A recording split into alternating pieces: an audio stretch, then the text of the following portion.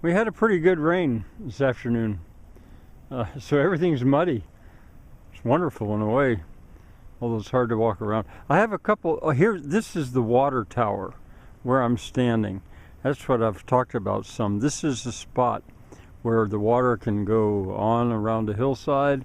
It can go straight down, well, a fall of about 24 feet, or it can go over to the barn, along the side of the barn and down. I've talked about it before. And with that rain, it's still droughty, of course. Oh, look at that. Yeah, the water is coming here, but it's breaking out, and so I'm wonderful. All right, anyway, got a couple things to show you. One, there's $20 worth of lumber.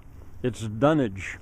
I got it at the pallet factory yesterday, and I unloaded it today. To buy something like that in a store, a retail store, you'd be talking $10 a piece maybe, and there's almost 50 of them there. So we're $500 maybe of lumber if you bought it. Now, I can use it though. Anyway, so I wanted you to see that. That'll keep me from running out of 4x4s for quite a while. Although I can go through them real fast. If I started to build folk cabins again, or even pig cabins, I'd run through them in a day. All right, now the other thing I want to show you down there in the guest house.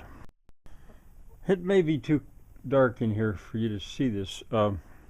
It's so cloudy outside, but I'll tell you what you'd be seeing if you could see it. I got the boiler down and standing on its feet.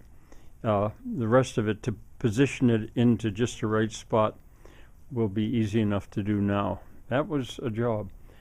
Now, getting this slab out, I'm not going to get away without cutting it, and it is hard to cut.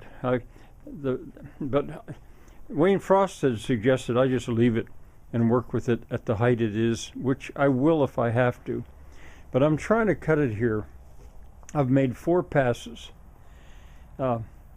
And I think whatever it takes, I'll cut it. And one other thing I wanted to say is, this is the heaviest sledgehammer at the moment I'm using. That's probably, I don't know, maybe 4 pound, maybe 5 pound. I've got another one that's maybe about 10, and somewhere, but it needs a handle, which I'll get.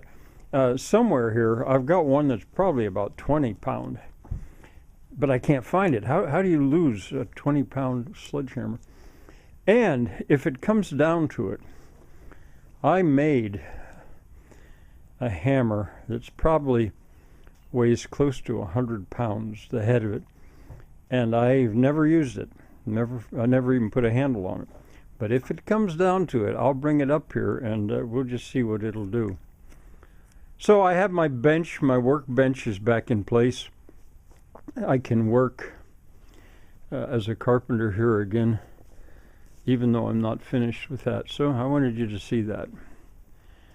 Bye for now.